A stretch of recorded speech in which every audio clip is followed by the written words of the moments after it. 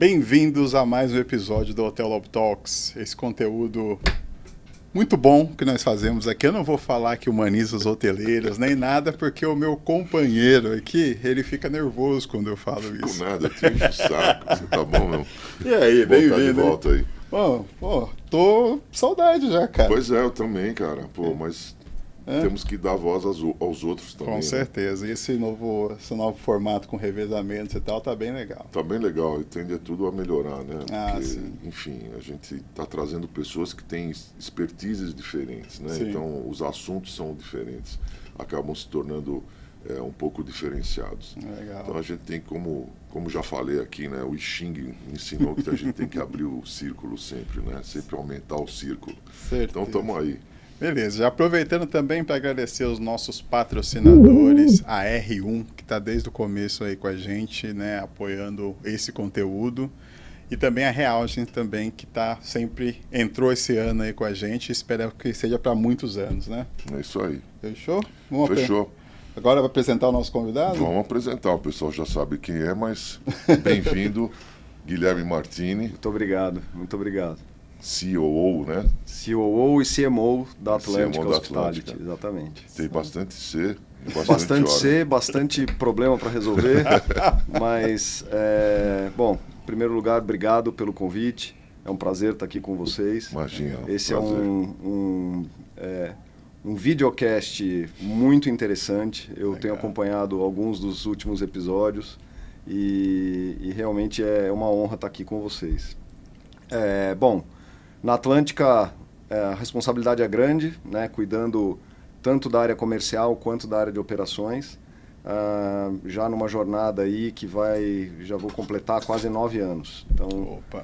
Já é uma... Caramba, 9 já? Quase 9 Caraca, anos, como exatamente. passou.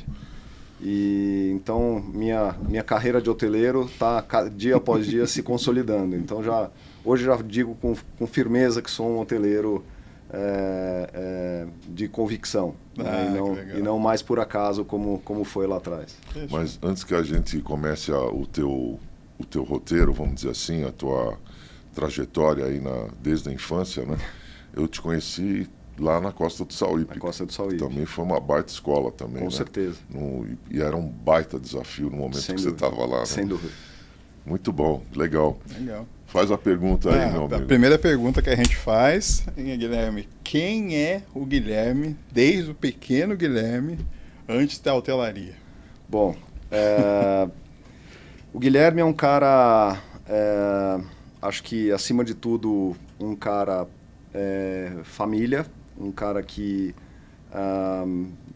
acima de tudo, prioriza a vida, a convivência com os amigos, com a família, e que enxerga o trabalho como algo que tem que trazer propósito, que tem que trazer algo que te faça bem, que te faça feliz. Legal. Né?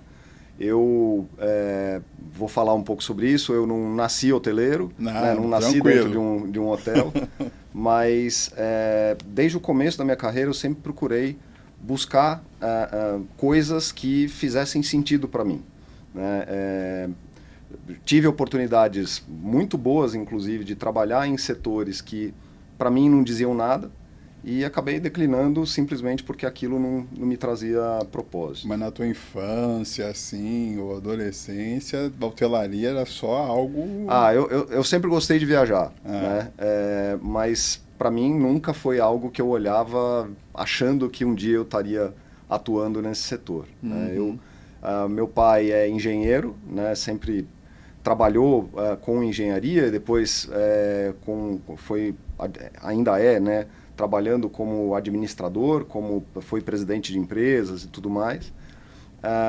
Eu sempre achei que eu ia ser engenheiro, que eu ia acabar seguindo a trilha dele. Um cara que eu tenho uma admiração enorme e sempre me espelhei muito. Mas, enfim, a vida acaba mostrando para a gente outros caminhos. Eu acho que na infância, né, eu brincava, meu pai tem até gravado, tem um papel que ele guardou da minha infância, porque eu dizia que meu sonho era ser jogador de futebol e bombeiro, que eram duas coisas que eu enxergava a propósito em fazer. Então, bombeiro bate comigo. Quando eu era criança também queria ser bombeiro. Pois é, mas isso diz muito, Peter, de uma coisa que até hoje eu acho que é uma marca minha. Eu sou um cara que eu gosto muito de ajudar as pessoas, em todos os sentidos, né? Profissionalmente, pessoalmente. Acho que a gente ajuda as pessoas e o mérito em ajudar não é ajudar e falar, né? E sair falando para o mundo que você ajuda, que você faz boas ações, enfim. Para mim, ajudar as pessoas me faz bem. Saber que de alguma forma eu estou colaborando, que eu estou podendo marcar parte, a vida, né, das pessoas. Exatamente. Então, acho que isso é engraçado, né? Essa associação com esse sonho de infância de ser bombeiro. No atual momento, você ia ajudar muito o meu time, o São Paulo. Eu também sou São Paulino, então pronto. Assim, nós três ajudaria o nosso time, porque nós estamos precisando, às vezes, de jogador e às vezes de bombeiro. Pois exatamente. É isso mesmo. Eu acho melhor a gente mudar de time, viu? Não. Convicção, vamos até o fim. Mas aí você ali estava inspirado no teu pai e falou, isso. Talvez eu vou para engenharia mesmo, mas não chegou a estudar. É engraçado, eu sempre fui muito bom aluno na escola. Nunca peguei recuperação, nunca fui um cara assim de mergulhar nos livros. Eu sempre fui aquele cara que estudava de véspera e tal. Mas faz lembrar, ainda existe o termo CDF, não? Acho que existe, viu, Peter? Acho que existe. Acho que existe. Será? Mas eu nunca fui esse cara de varar a noite estudando. Eu sempre fui até meio vagabundo nesse sentido, né? De deixar para estudar na véspera e tal. Estrategicamente ali. Estrategicamente. Mas eu acabava me dando bem, relativamente bem na escola. Quando chegou para o vestibular, lá nos meus 17, saindo da escola, 17 anos, eu tinha certeza que eu ia entrar meu pai era professor da USP, na cadeira de engenharia elétrica, era professor titular da USP, enfim. Então, assim, o caminho, né, tava desenhado, né?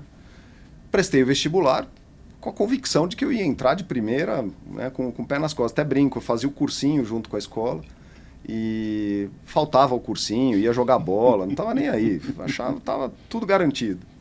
E ali foi, acho que, a primeira grande decepção da vida, porque eu passei na primeira fase do vestibular.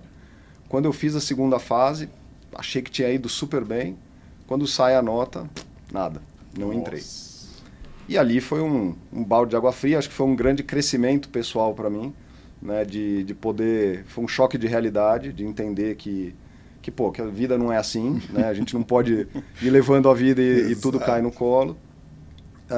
Mas também foi um momento de reflexão, de parar e pensar se era exatamente esse o caminho que eu queria seguir ou se eu estava indo muito mais na onda e na influência daquilo que eu achava que era o caminho a percorrer.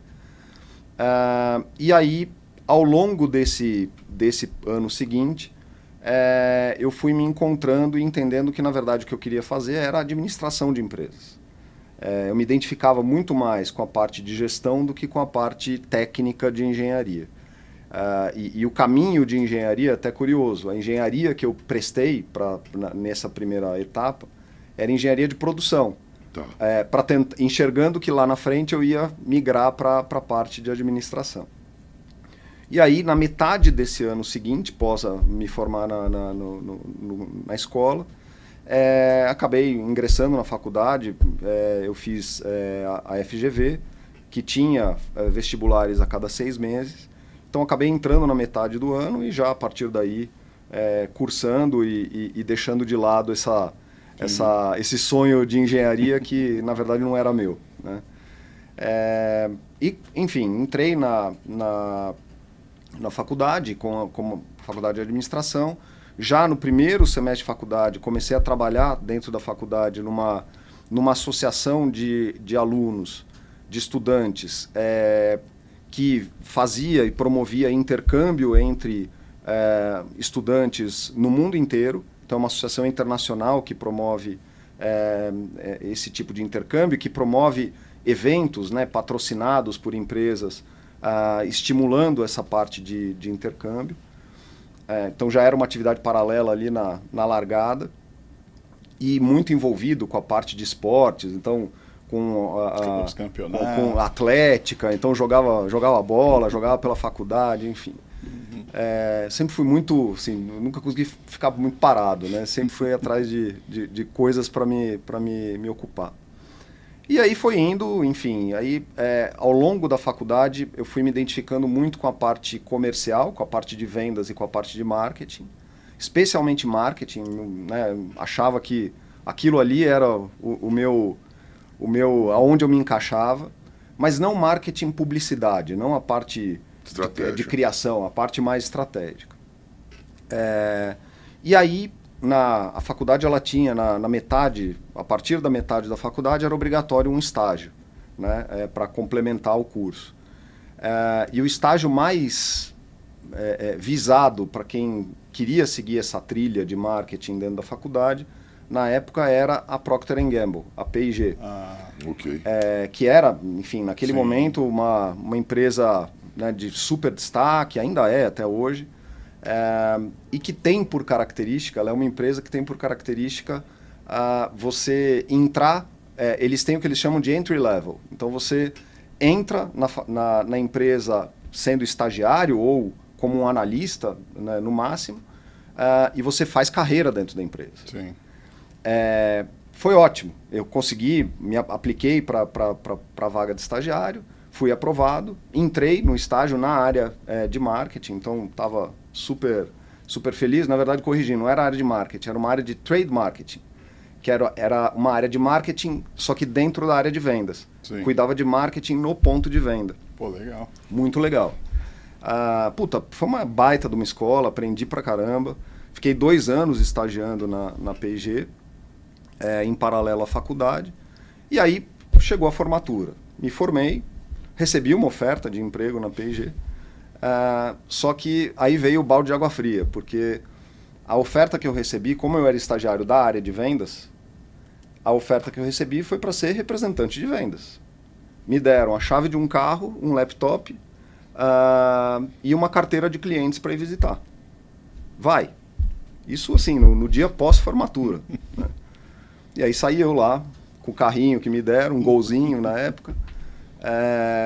Fui lá visitar o primeiro cliente. Era uma rede de supermercados. Eu tinha que visitar o diretor da loja para negociar a ponta de gôndola, para dar visibilidade para os produtos da P&G. Chego lá, o cara me dá um banho de cadeira de 3, 4 horas, mais ou menos, até me atender. Nossa. Pô, vi um moleque recém-formado, todo engomadinho, o cara deu, de propósito, né, deu um chá de cadeira,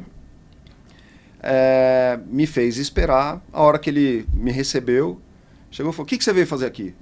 Eu falei: bom, eu vim aqui negociar, tirei a calculadora, comecei a fazer conta e tal. Ele falou: eu não vou fazer negócio com você, não. Poxa. Eu falei: pô, mas como assim, né? Eu tenho muito prazer. Ele falou: não, hoje eu não quero fazer negócio com você. Volta aqui semana que vem. Nossa. Eu falei: bom, tá bom. Peguei minhas coisas, fui embora. Aí voltei na semana seguinte. Falei: bom, agora já vou vir mais cascudo, né? Agora eu vou vir preparado. O cara me recebeu super bem. Ele falou: não, eu queria só ver se você ia voltar. Queria só ver se ia aguentar o tranco ou se ia desistir na primeira. E aí, a partir dali, foi um cara que sempre foi legal e tal. Mas era isso, nitidamente, não era aquilo que eu queria para minha carreira. Foi um baita de um choque, né? E vida de vendedor, vida de gente de campo, eu admiro muito, porque primeiro que vendedor bom não pode saber no começo do mês quanto vai ganhar no fim do mês, né? Então, é o cara que tem que correr atrás do resultado. Então, além da incerteza de você saber o quanto você vai conseguir fazer no mês, é uma vida de sacrifício. Muito aprendizado. É trânsito, é chá de cadeira, é muita porta fechada na cara. Então é um trabalho... É um trabalho muito difícil. Muito Vender difícil. não é fácil. Eu admiro demais. Inclusive o time de vendas da Atlântica, que está na rua, está visitando o cliente, eu tenho uma admiração enorme pelo trabalho que o time faz. Bom, aí deu esse choque, em 6 meses falei: bom, não é isso que eu quero, deixa eu abrir o leque e vamos ver para onde eu vou. E colegas de faculdade estavam, nessa época, já colocados em algumas empresas, e eu tinha um amigo muito próximo que estava numa consultoria, de gestão. E aí, conversando com ele me explicou um pouco como que era e tal. E eu gostei muito da proposta de consultoria, por quê? Porque consultoria dava uma visão de negócio muito ampla. Né? Além de ser um trabalho onde você desenvolve muito mentalmente, porque você tem que aprender a ser muito estruturado, você tem que aprender a vender a tua ideia, você tem que... Então, ali eu entendi que, ali tinha uma escola para eu continuar me desenvolvendo.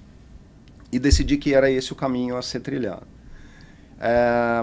Apliquei para algumas consultorias, acabei sendo aprovado em 2 e escolhi ingressar numa chamada A.T. Kearney, que era uma consultoria de gestão, ainda é até hoje. Mudou de nome, acho que hoje em dia se chama Kearney só. Que é uma consultoria internacional de estratégia. Para todos os segmentos. Para todos os segmentos. E fiz projetos na área no varejo, na área na área pública, né, na área de saneamento, fiz projetos na área automobilística e fiz projetos na área de telecom.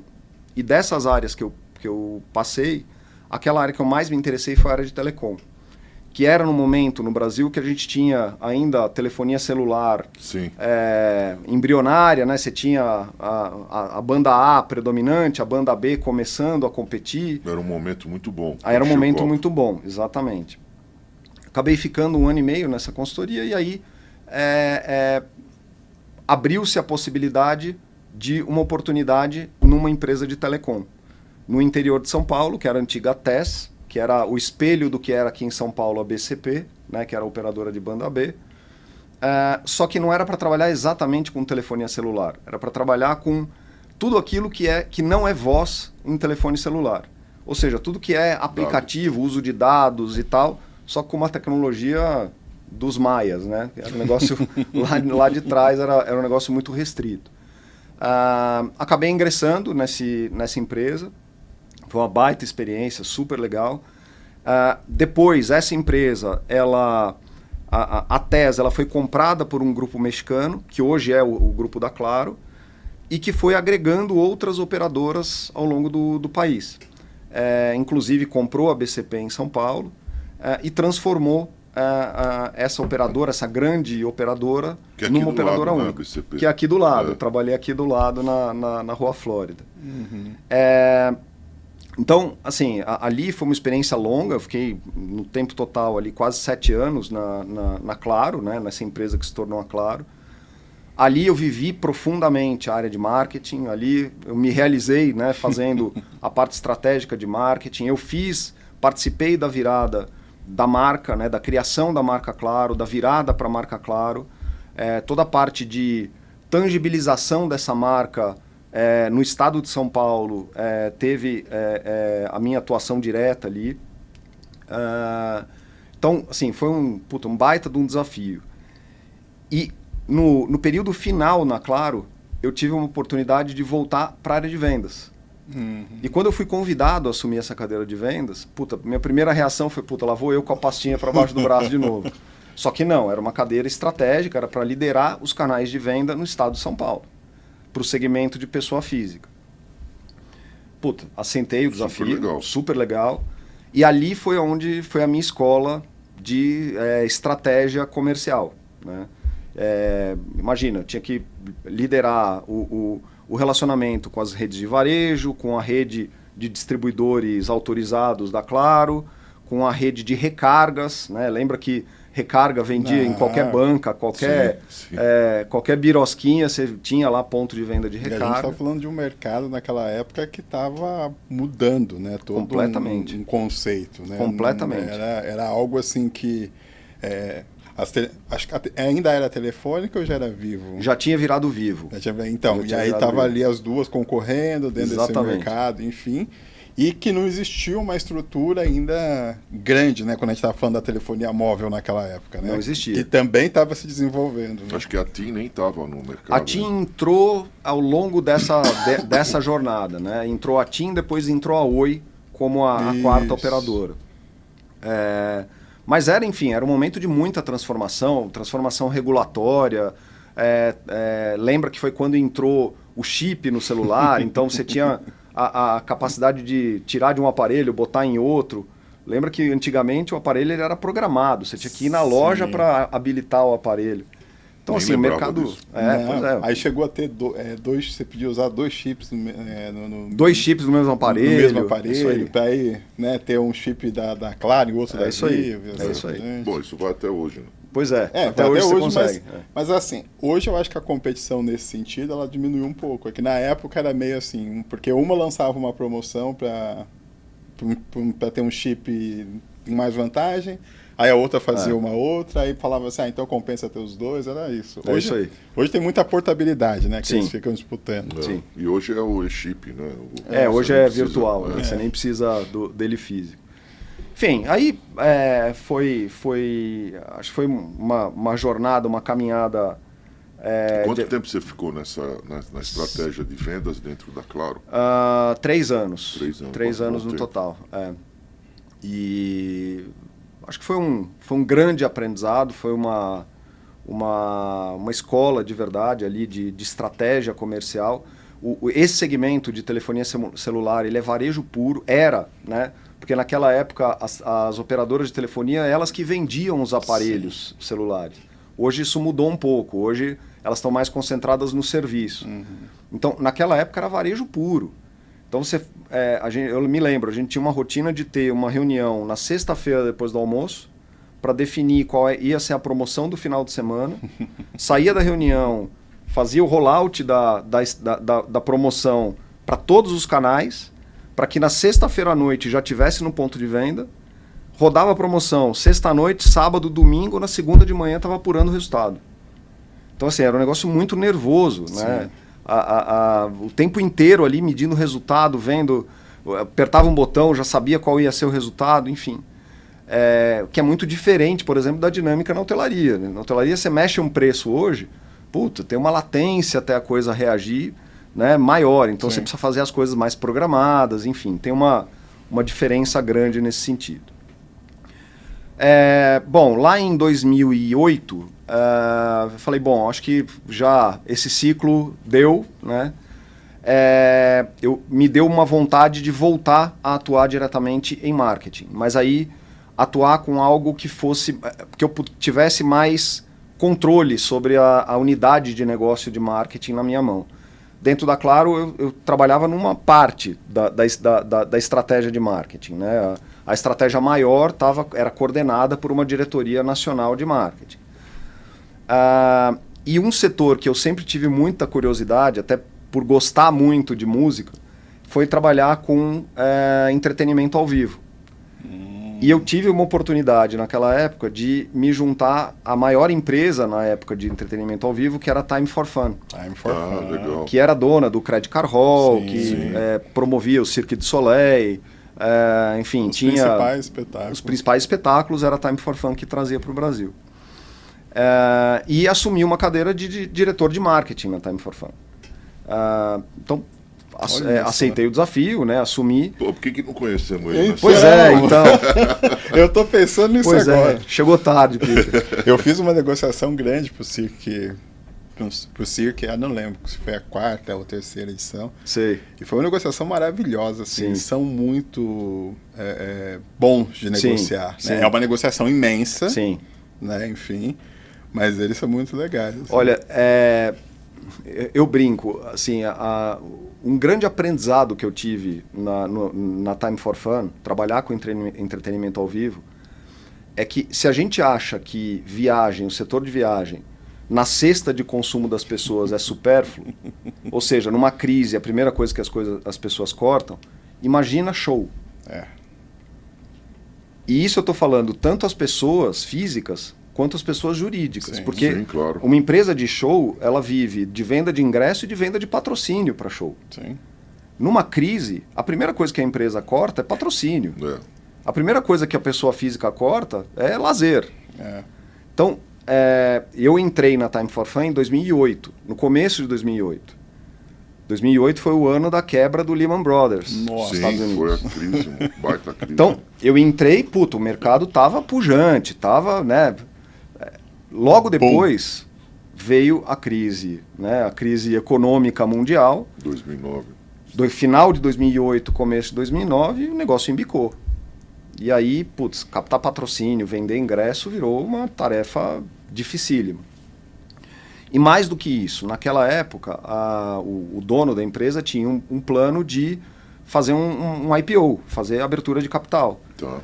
E até por isso ele fez a profissionalização da gestão e tal, que era muito centralizada na mão dele.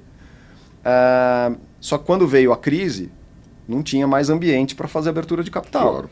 Então o plano dele também mudou ao longo do tempo. Então a minha passagem na Time for Fun ela foi curta. Foi uma passagem de 1 ano e meio, mas também de muito aprendizado, de Sim. conhecer por dentro essa indústria, né, de show, de entretenimento, que é uma indústria fantástica. Eu sou apaixonado. Fantástica. Você teve contato com alguns grandes nomes da música? Pessoalmente não, porque eu atuava mais junto às empresas patrocinadoras, junto à estratégia de venda de tickets, mas tinha uma coisa que eu adorava de trabalhar na Time for Fun. Eu tinha passe livre nos shows. Então, muitas vezes eu saía do escritório, que era aqui na Vila Olímpia, 8 da noite, ia para o Credit Card Hall, mostrava meu crachá, entrava e assistia o show, o final de um show que estava acontecendo lá. Então, putz, era fantástico. Né? Ali eu estava no paraíso. Que legal. E tem uma parte legal na tua carreira que você atuou em mercados diversos, né, diferentes, que deve ter composto um aprendizado enorme. Enorme, né? Porque enorme. você sai da telefonia móvel que estava em franca expansão, aquela coisa toda, e vai para o entretenimento, que é um negócio totalmente não assim tão previsível. Né? Não, completamente É isso que você falou. imprevisível. E numa época de crise, Numa né, época que era um de maior crise. desafio, porque o que faz a gente crescer são os desafios. Exatamente. Ali eu acho que foi de novo, foi uma baita de uma escola também, né? De lidar com um cenário de crise, e eu acho que isso me ajudou muito, na verdade, a me preparar para o passo seguinte, que foi aí que começa a minha carreira. Finalmente cheguei na hotelaria. Né?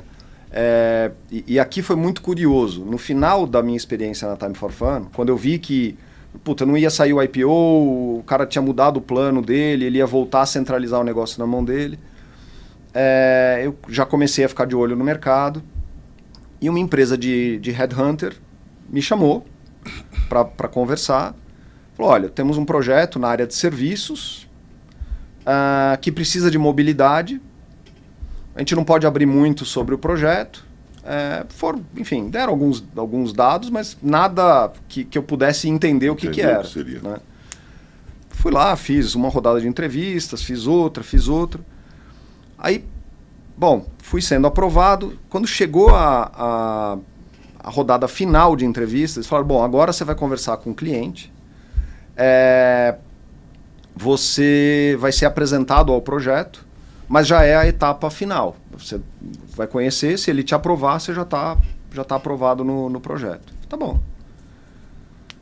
Marcaram uma entrevista comigo no Rio de Janeiro e me deram o endereço. Tá bom. Lá, pousei no Rio de Janeiro, peguei um táxi, cheguei num prédio no Morisco, lá no Rio de Janeiro, que fica ali na praia de Botafogo. Cheguei lá, olhei, na Previ. Previ, fundo de pensão. Aí você será, falou, né? rapaz. Vou trabalhar em fundo de pensão? Acho que não é bem o que eu quero para minha vida, mas tudo bem. Aí cheguei, enfim, me recebe primeiro um diretor e depois o presidente da Previ. Uau. Aí o diretor da Previ foi super gentil, tal, me recebeu e apresentou, falou, olha, a gente tem um projeto, que é um projeto super estratégico para a gente, que é a Costa do Sauípe. E estratégico em que sentido? É um projeto onde a Previ injetou um capital absurdo, nunca deu retorno, e a gente agora tem esse ativo na mão e a gente precisa dar um destino para ele. Nós não somos operadores de nada, nós somos investidores institucionais. O que a gente precisa era uma empresa que sangrava. Sim. Todo ano a Previ tinha que injetar dinheiro ali para pagar conta, para pagar folha salarial. A gente precisa estancar a sangria e depois gerar algum valor para passar esse ativo para frente. Foi bom. Tá bom. entendi qual a demanda, né? E a cadeira que eu estava sendo entrevistado era para ser diretor de marketing e vendas desse projeto. Falei, bom, tá bom. Projeto bacana, desafio bacana. Era um projeto de reconstrução total, de estratégia, enfim, de reposicionamento. Porque as redes já tinham saído. Porque foi exatamente o momento que as redes, as bandeiras estavam saindo de Sauípe. Já era a Accor já tinha saído, a Marriott já tinha saído, a única que ainda estava era a Super Clubs, mas que já estava também na fase final ali de saída. Que foi a única, vamos dizer assim, que teve um sucesso ali, né? Pelo modelo que ela trouxe de All Inclusive. Que foi pioneiro. Né? Que foi pioneiro, exatamente. Só que ali, Peter, qual era talvez o grande desafio? Né? A Sauípe, naquele momento, era um ativo fantástico, né, como estrutura, só que já bastante desgastado. Sim. A Sauípe foi inaugurado em 99, ali a gente está falando de 2009. Então já eram 10 anos de operação. Sim, na cara do mar da Bahia, né? Que é uma outra. Toda a salinidade ali batendo de frente nos prédios, sem nunca ter passado por um retrofit. E com o desafio de agora, sem marca nenhuma, assumir operações que eram completamente fragmentadas, não tinha sinergia nenhuma entre as operações, assumir aquilo e transformar aquilo num negócio minimamente lucrativo, para que tivesse valor para poder vender. O valor de venda daquele ativo não era o prédio, era a empresa. Sim. Né? Então, aí, bom, veio a proposta, assumi, topei, junto, né, nessa leva, o Giestas, que tinha sido meu chefe na Claro, por uma grande coincidência, ele também embarcou no projeto, olha só, como presidente, né, da Costa do Sauípe. E aí foi assim, os primeiros 6 meses foram 6 meses realmente de pisar, entender, começar a entender um pouco a dinâmica, tanto comercial, né, como é que funcionavam os canais de distribuição, como é que o público enxergava a Costa do Sauípe, e a partir dali traçar uma estratégia de como que a gente ia fazer a virada. Então, nem os hotéis tinham nome, para vocês terem ideia. Sim. Existia o nome do destino, mas o prédio dos hotéis não tinha nome. Não. Tinha o nome com as bandeiras, mas quando as bandeiras saíram, e aí? Né? Então a gente teve que dar nome para os prédios, batizar os prédios, criar uma proposição de valor para eles, definir se, vai ser tudo igual ou cada um vai ter uma proposição diferente? É tudo all inclusive ou vão ter regimes diferentes de pensão? Trabalhar bem com destino mesmo, né? Os órgãos públicos do destino. Exatamente. Também foi importante. Então, assim, ali foi um trabalho, foi quase uma tese de doutorado, viu? De ter que criar, parar, desenhar, e sem muita referência, né? Não. Que referência... Era praticamente um projeto único. Projeto único. Bom, resumindo, né? Uma longa história. Isso... Foi 2009. Final de 2011, a gente já estava conseguindo estancar a sangria de caixa. Final de 2011, o Giestas tomou a decisão de sair da presidência da empresa. Ele migrou para o segmento de educação, né? Ele foi para, enfim, atuar em outro segmento. Veio para o conselho de Sauípe, junto com conselheiros que eram da Previ, e me convidaram para assumir a presidência da Costa do Sauípe, da empresa. E eu topei o desafio, e a partir de janeiro de 2012, assumi o desafio de finalmente estancar e fazer a empresa ser geradora de caixa, e a partir daí criar um plano de venda do ativo. Então, foi essa a etapa que eu peguei no processo quando eu assumi a presidência. E aí começou a segunda parte da novela, porque vender a Costa do Sauípe, a pergunta que veio na sequência era, ótimo, por que valor? Quanto que vale esse ativo? Porque pensa, se era uma empresa que zerava no caixa, pois como é que você vai o valor dela era zero. Né? Qualquer modelo de valuation daria zero como valor do ativo. Aí, bom, a diretoria da Previ virou e falou, então faz o seguinte, cria um plano de desenvolvimento para a Sauípe. imagina que vocês têm um cheque aqui da Previ para fazer esse negócio valorar. Cria o plano, cria a proposta.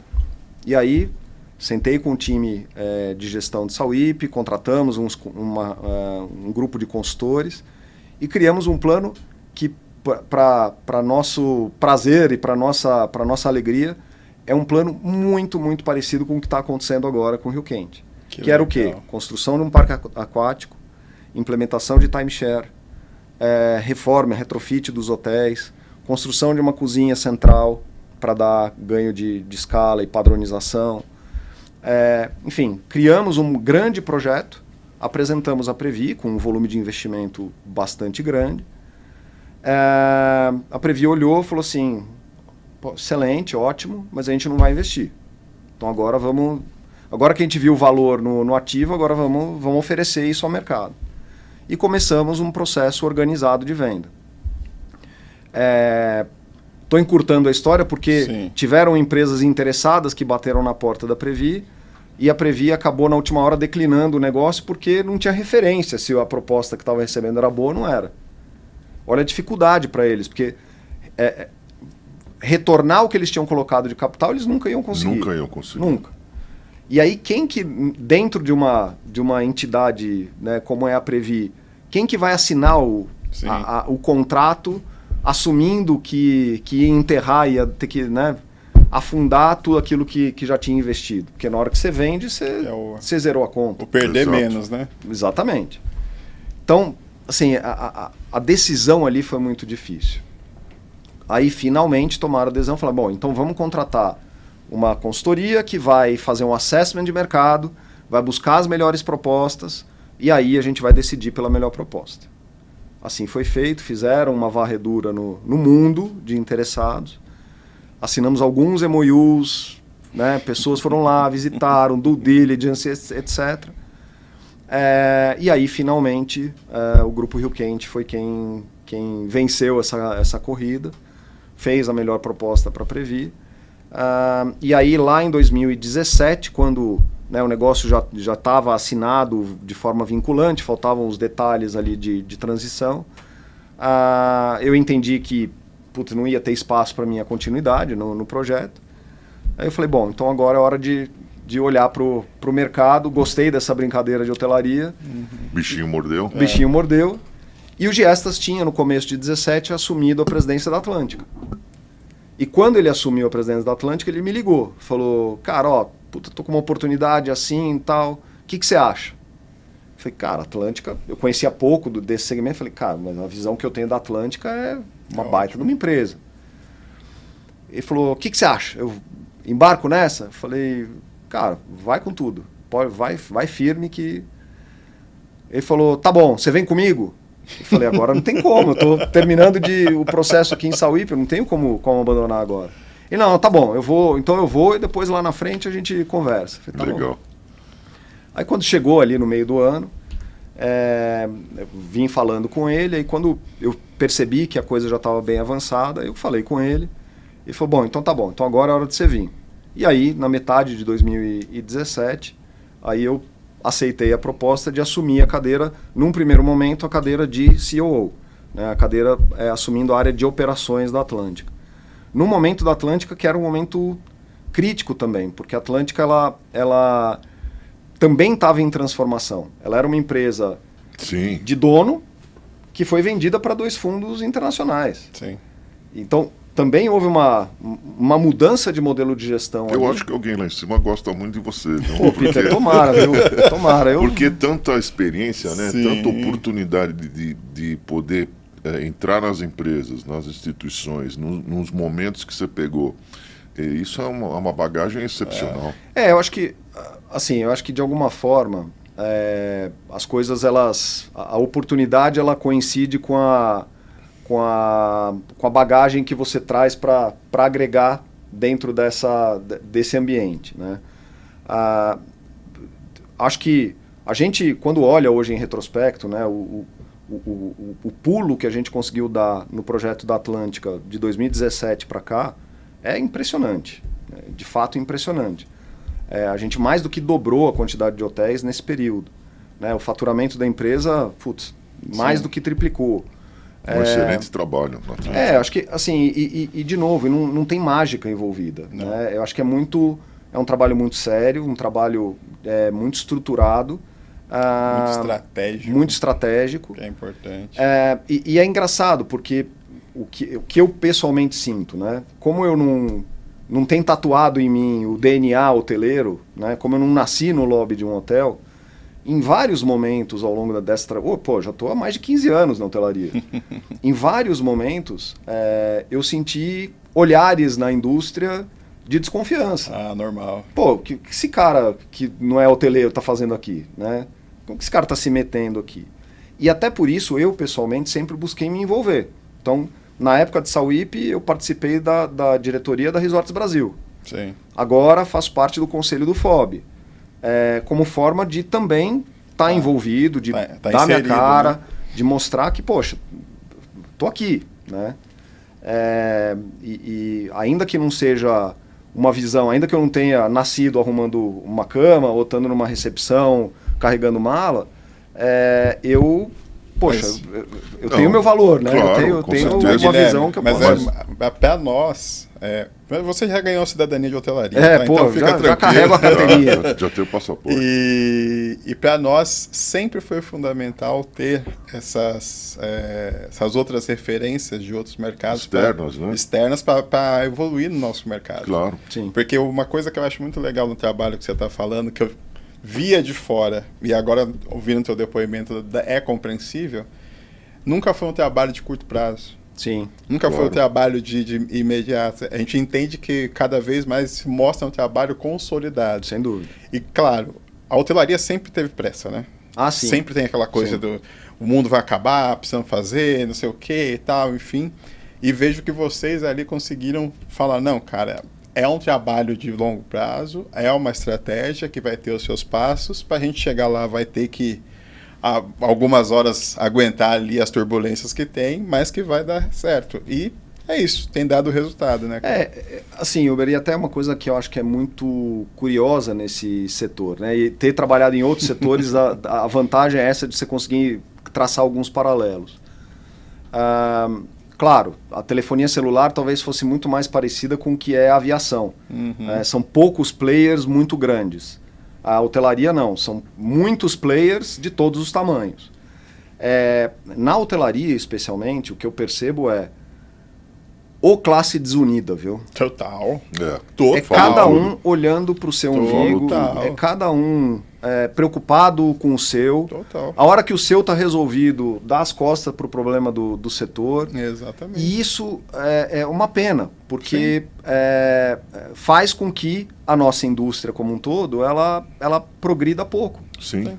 E aí a gente tem... Daqui a pouco a gente vai falar de amenidades, coisas mais tranquilas. Porque tá sério, Precisamos começar a fazer. Tá sério, já tá né, acabando Peter? o tempo. Tá muito sério. Não, tá muito bom. Mas essa falta de união geral, é o que você falou. A gente vem falando isso há muito tempo também. Né? E a gente tem tentado fazer o Hotelier News hoje não é mais um portal de notícias. Ele é um hub que congrega as discussões todas necessárias para o avanço da hotelaria, né? Aliás, esse é o objetivo do Hotelier News desde que foi fundado, né? É para ajudar os hoteleiros a poderem ter uma melhor performance, né? Usando cases, trazendo cases, discutindo e melhorando, que é algo que a hotelaria por si só não faz. Sim. Nós temos aí, sem querer falar mal, mas nós temos uma associação de hotéis que tem mais de 80 anos, que ainda não conseguiu encontrar um modelo para poder fazer isso. Não é por não querer, é por falta de oportunidade. Então, é necessário ter essa união. E a Resorts Brasil, fazendo ela é um exemplo hoje do que as outras associações têm que fazer, olhando todos os percalços que existem, todos os segmentos e trazendo todo mundo junto nisso. Sim, é verdade. Né? Aliás, você podia colocar o Dunas lá associado, não sei se já a gente tem o Cian hoje associado à Resorts Brasil. Pronto, só pode entrar também. Isso. Você não está na Resorts Brasil, na diretoria? Eu não estou na diretoria, hoje eu não estou, já tive. Mas a gente tem a Flávia, a nossa CFO, e o Mark, nosso VP de Produtos e Serviços Técnicos, Mark eles têm Campbell. atuação. Manda um abração pro Mando, Mark, faz tempo que eu não vejo ele. Os dois têm atuação em fóruns dentro da Resorts Brasil, apoiando também ações. A gente tanto o FOB quanto a Resorts Brasil, eles têm uma aproximação grande ali, até porque tem pautas comuns que o tempo todo a gente está ali brigando junto. Então, eu diria que são duas entidades que acabam atuando ali de forma muito alinhadas, né? E eu falei isso em alguns episódios anteriores, e eu acho que aí a gente vai virar a chave para falar de viagem, de livro, um monte de coisa. Mas, por último, eu acho que as associações precisam falar mais de pessoas. Sim. Precisam falar mais de quem está trabalhando, com quem faz a hotelaria acontecer. Porque aí depois vem NR1, as regulamentações aí das questões de perigos no trabalho, vem a escala 6x1, e aí, nesse momento, vai no desespero para falar, não tem como, não sei o quê. Pois é. Mas quando a gente vê a maioria dos eventos, dos grandes eventos da hotelaria, não se fala de pessoas. Você tem toda a razão, Uber. E de novo, né, a hotelaria, ela é feita, o insumo da hotelaria são as pessoas. São as pessoas. Então, eu acho que esse é um tapa na cara que todos nós estamos tomando agora, de se atentar a isso. Quer dizer, a gente negligenciou, essa é a verdade, ao longo de muito tempo, o principal recurso, a gente usou mal, talvez, esse recurso ao longo do tempo. Estou generalizando, obviamente. Sim.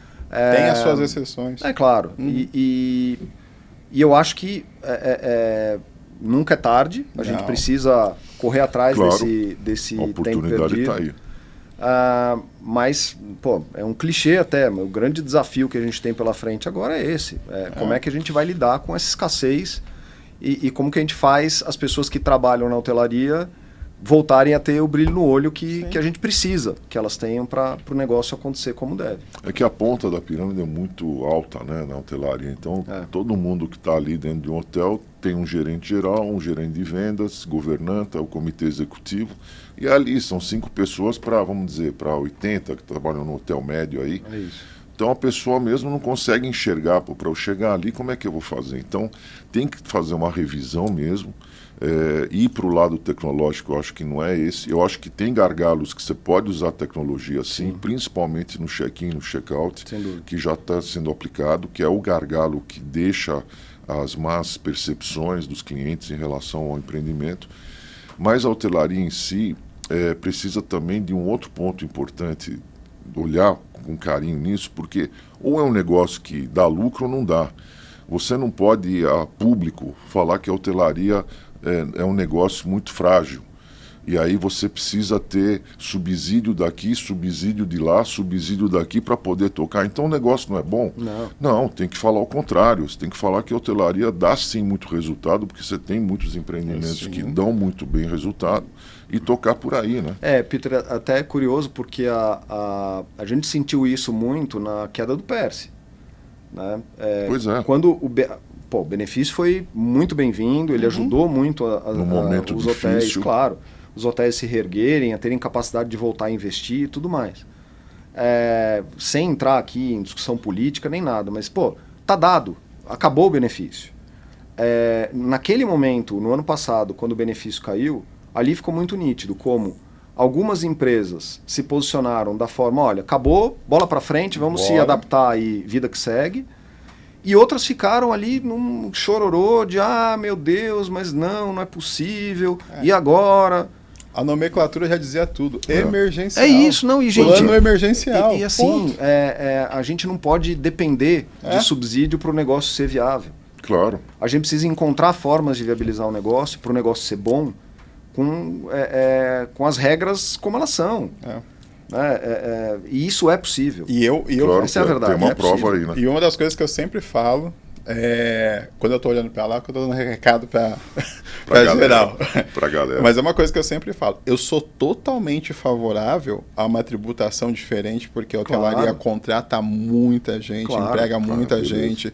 Eu sou totalmente favorável a buscar esses incentivos para essas melhorias. Isso aí eu estou totalmente favorável. Não tenha dúvida, Uber. Agora, eu não sou favorável, é tipo assim, nós queremos muito mais para a gente, queremos esses planos e tal, mas sem analisar também que precisa mudar a mentalidade, né, sobre essas coisas. O que a gente precisa nesse setor são regras claras, justas, previsíveis, e acima de tudo, que eu acho que no tempo é o que se espera, né, para esse negócio ele pode ser rentável, sem dúvida nenhuma, mas para que ele seja atrativo para o investidor, hoje para um investidor institucional, pô, o cara com 15% de juros de Selic, ele deixa o dinheiro aplicado. Sim, esse foi sempre muito o grande difícil vilão você da conseguir. economia brasileira. É isso, é muito difícil você conseguir gerar um retorno real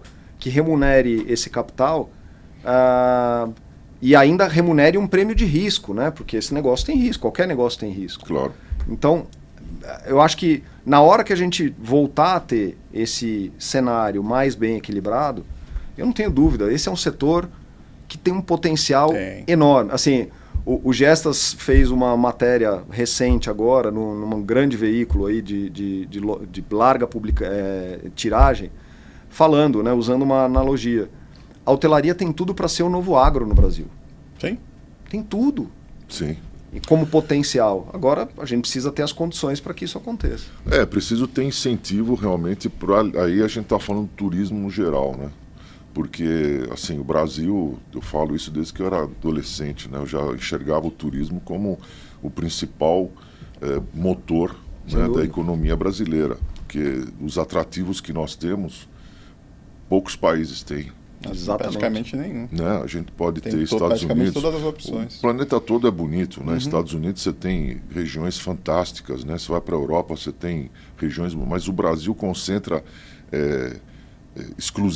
regiões exclusivas que não tem no mundo. Exatamente. Então é isso que tem que fazer, tem que divulgar, tem que criar rota, tem que criar novos planos de entrada pelo país. Eu vou pegar esse exemplo, até voltar só na história de Sauípe. Você sabe por que o projeto da Costa Sauípe não vingou como planejado?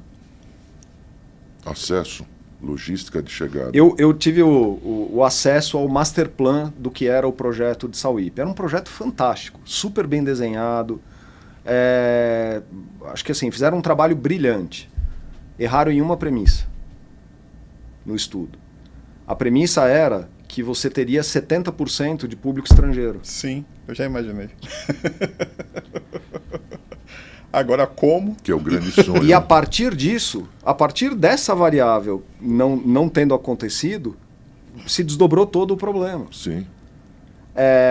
Então, imagina, bom, não teve 70%, por quê? Porque não tem malha aérea, porque você não tem pessoas que falam o idioma inglês de forma fluente, você não tem a segurança que o turista estrangeiro precisa. O turista americano tem o Caribe muito mais próximo. Eu ia falar isso. Então, tem questões... Que eu acho que é o pior agravante que tem. Né? Porque no meio do caminho você tem outros lugares que são muito mais perto, que são mais bonitos, inclusive, sem desmerecer a sua Sauípe. E que já estavam no mercado consolidados há muito tempo. Só que se você pensar hoje, Peter, a gente tem um mercado que está se abrindo cada vez mais, que é o mercado chinês, Sim. que topa viajar para um destino mais longe, Sim. Desde que esse destino esteja preparado para receber. Exatamente. E desde que ele seja diferenciado, por exemplo, Amazônia, Pantanal, É isso. né? Foz do Iguaçu. Olha o tamanho do potencial que tem aí pela frente para a gente explorar, e que hoje o Brasil praticamente não explora. Não explora. Há muitos anos atrás fizeram uma pesquisa a nível mundial, acho que foi o Embratur que fez, o que atrai mais no Brasil para os estrangeiros, né? Ganhou 80% Amazônia. E não se fez nada. A Amazônia poderia, hoje Manaus poderia ter ali na costa do Rio Negro, ali, claro, fazendo todos os trabalhos, os estudos de meio ambiente e tudo mais, para poder fortalecer, ter um aeroporto, a chegada a ser em Manaus, no Brasil. Pois é. E a saída ser o Rio de Janeiro ou outras áreas, né? Totalmente. Então, o que falta mesmo é a questão da união, porque sem a união o governo lá ignora. ele não entende o que é melhor, então precisa levar para ele, falar, olha, levar aos estudos, falar isso aqui que a gente tem que fazer, para poder ensinar os políticos, para eles poderem enxergar, porque eles não fazem por ignorância sana, né? Não Mas é isso, olha, a gente está chegando no final e a gente precisa falar de um assunto aqui, Sim. que é o nosso assunto, que tem muito a ver com a viagem que ele fez de férias. Exatamente. Ali. Então, manda a pergunta para ele que ele vai responder com a viagem. Mas então, você quer que manda a pergunta da viagem ou já aquela final? Aquela lá final, já. Tá bom. Guilherme, a pergunta que a gente faz no final, mas você pode ficar tranquilo que não são respostas definitivas. Tá Quando bom. você vier aqui a segunda vez, você pode responder de uma outra Sem forma problema. e tá tudo certo. Qual que é o sentido da vida para você? E qual que é o legado que você pretende deixar até o momento, né? Tá certo. Bom, Uber, para mim, o sentido da vida, ele é... eu acho que ele é fazer o bem. Acima de tudo é fazer o bem. Eu acho que seja... E fazer o bem, até para traduzir isso, né? Eu acho que as pessoas, muitas vezes, elas perdem a oportunidade de fazerem mais, de fazerem melhor, receosos da reação do coletivo. Sim. Né? Fazer o bem ou fazer bem, para mim, é a gente temer menos. É a gente se permitir se arriscar mais. É a gente poder ter menos vergonha de si mesmo. Né? A gente se permitir se expor mais. Para mim, o sentido está em a gente tentar buscar, dia após dia, um ambiente melhor para nós, para os nossos, né? Para a comunidade que está no nosso entorno, Sociedade no geral. para a sociedade no geral. E não é fácil, né? Eu admito que não é fácil. Muitas vezes a gente percebe que, mesmo abraçando uma causa que pega super bem, né? que gera uma imagem super positiva, mas que, no fundo, aquilo é vazio para a pessoa, não tem embasamento. Para mim, mais do que tudo, é a gente fazer aquilo que está ao nosso alcance, pouquinho por dia. Né? Se todo mundo se propusesse a fazer isso, sem dúvida nenhuma, a nossa vida ela seria cada dia melhor. Né? Seria uma onda de coisas boas que talvez seja um desejo utópico meu de algo... Mas, enfim, para mim está muito ligado a isso. Utópico não é porque isso vai acontecer. Uma hora isso vai acontecer e eu sempre falo assim, que o planeta é um ser em evolução e como tudo que você tem no planeta aqui, são seres em evolução, desde o mineral até a parte das plantas, dos animais, todos estão em evolução, nós estamos em evolução, Sim. O planeta também. Na hora que o planeta chegar na sua evolução maior e deixar essa matéria, essa terceira dimensão aqui, aí as coisas mudam. Sim. Né? Então vai chegar nisso. Agora, o que você falou é muito importante, é que a maioria dos seres humanos, eles fazem as coisas para mostrar para a coletividade. Exatamente. Então o Maria vai com as outras, é o grande gado que está indo para um caminho que você coloca ali, vai todo mundo atrás, porque aquele fez. Não. Então é aí que precisa parar e analisar e fazer aquilo que está no teu coração. Exatamente. Não importa o que os outros vão achar. Né? Peter, sendo para o bem, é isso. Eu acho que você pegou o ponto. Eu adoraria viver num mundo onde as pessoas se preocupassem menos com a imagem e se preocupassem mais com o sentido daquilo que elas fazem para elas e para aquelas pessoas que estão no entorno delas. Na essência delas. Na essência delas. As pessoas muitas vezes se preocupam só em demonstrar, em parecer, em querer vender uma imagem, sendo que na verdade não é isso que transforma. O que transforma é aquilo que vem de dentro, é aquilo que legitima, né? Aquilo que nos impulsiona. O que nos transforma é a conexão com Deus. Sim. A gente precisa estar conectado com Deus. Quem acredita em Deus, né? Quem não acredita também, tudo certo, Sim, cada claro. um no seu momento. Mas se a gente acredita em Deus, a gente tem que estar conectado com Ele todo o tempo. Não é só na igreja, quando você vai na igreja fazer a missa, confessar e você sai de lá e continua fazendo as mesmas besteiras que você faz. Exatamente. Né? Ou você vai no centro espírita para falar com uma entidade e você sai de lá e continua fazendo as mesmas coisas, tendo os mesmos pensamentos. Então, o que precisa fazer é se conectar com Deus e fazer a sua missão. Porque todo ser que vem para cá, ele vem com uma missão. Sim. Então, precisa identificar essa missão. Mas não sei, como é que eu vou saber qual a missão? Pergunta para Deus, se conecta com Deus. Eu vou fazer até um adendo no que você está falando, Peter. Sempre vai aparecer os momentos que a gente vai ter a oportunidade de fazer o bem. Sem dúvida. Aí também a gente vai entender se a gente está mesmo comprometido em fazer o bem ou não, né? Sempre tem uma oportunidade de ajudar, sempre tem uma oportunidade de mudar a vida de uma pessoa ali naquele momento, ou talvez até a vida dela através de uma atitude que a gente tem. E aí, muitas vezes, as pessoas acabam, nesse momento, não usando isso que você estava falando. Né? Uma coisa que dá para usar bem é o pensamento. O pensamento é uma magia. Tudo que você pensa acontece. Você pensou em alguém, eu amo tanto minha mulher, puxa, eu estou aqui em casa, ela está lá, ou estou no trabalho, ela está em casa, ela está no trabalho dela, pensei nela, mandei o pensamento para ela. De amor, ela vai receber esse pensamento. Então a coisa mais simples que tem para a gente fazer é a gente pensar o bem.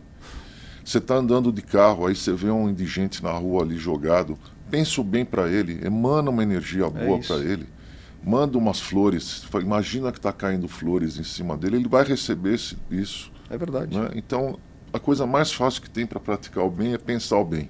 É isso, né? É isso, não tenha dúvida. E acho que é isso, o sentido para mim está aí. Está em a gente buscar o bem, né? A gente pensar o bem e a gente praticar o bem. Acho que é isso. Legal. Você fez uma viagem aí, se você quiser falar rapidinho dela. Eu acabei de voltar, né? De uma viagem que foi cheia de propósito, foi cheia de desafio. Eu fiz o caminho de Santiago de Compostela, né? O caminho português pela costa, então saí do Porto, da cidade do Porto, fui até Santiago. Fiz em 3 dias de bicicleta. Então foi bem puxado, foram mais ou menos 100 km por dia. No último dia, além de 100 km, foram 1.600 km de subida. Uau! Então, para fechar, né? Para fechar, exatamente. E para fechar mesmo, nos últimos 10 km, teve uma tempestade. Nossa! Então, por isso estou até meio afônico aqui. Mas foi incrível, assim, acho que recomendo para quem tem o desejo de fazer o caminho, acho que é uma experiência incrível, uma experiência de vida, assim, acho que inigualável, e que traz algumas lições, né? E inclusive uma que eu estava contando aqui antes para vocês, de que às vezes a gente potencializa ou maximiza os problemas que a gente tem, né? E eu vivi uma situação ao longo do caminho ali, de um rapaz que estava empurrando um carrinho de bebê. Achei que, quando eu passei, eu até julguei, falei, nossa, que absurdo um bebê no meio da trilha aqui. Quando eu passo de lado, era um rapaz jovem, mas com um filho adolescente, visivelmente com alguma questão ali mais séria de saúde. E o cara feliz, o cara fazendo o caminho feliz, nitidamente para agradecer, né? Enfim, o filho dele tá ali. Puta, aquela hora veio comecei pedalando, comecei a chorar, e falando, puta, a gente não tem problema. Né? A verdade é que a gente muitas vezes potencializa e cria os problemas na nossa cabeça, quando na verdade, puta, a gente tem que ser grato a Deus por tudo que a gente tem e por todas as capacidades que a gente tem de poder tocar adiante. Grato pela oportunidade de estarmos aqui, exatamente, né? Para poder resolver as pendengas, resolver as questões que a gente tem emocionais com os outros, porque é isso que prende a gente num campo que não deixa a gente progredir espiritualmente. Mas é isso, eu acho que... E as fichas vão cair, viu, Guilherme? Porque você fez esse trajeto aí e muita gente acha que as fichas vão cair. Não, pode esperar que essas fichas caem durante tua vida toda. Eu depois, sei disso. Né? sei disso. O autoconhecimento é a melhor forma de você estar com Deus, na verdade. É isso mesmo. Né? Gostou de estar no nosso lobby? Muito. Agradeço muito legal. Vamos deixar aqui então Opa. a Reagents como patrocinadora Obrigado. um gift aí. Obrigado ao pessoal da Reagents. Demais. E muito bom tê-lo aqui, um papo bem legal. Pô. E que a gente possa estar de novo aqui contigo. Sempre à disposição. Maravilha. Fechou. E é isso, você que chegou até aqui, dá um joinha, curte, divulga. Se quiser vir para cá, manda uma mensagem para nós pelos canais e a gente se vê no próximo episódio. Muito Até mais, obrigado. pessoal. Obrigado.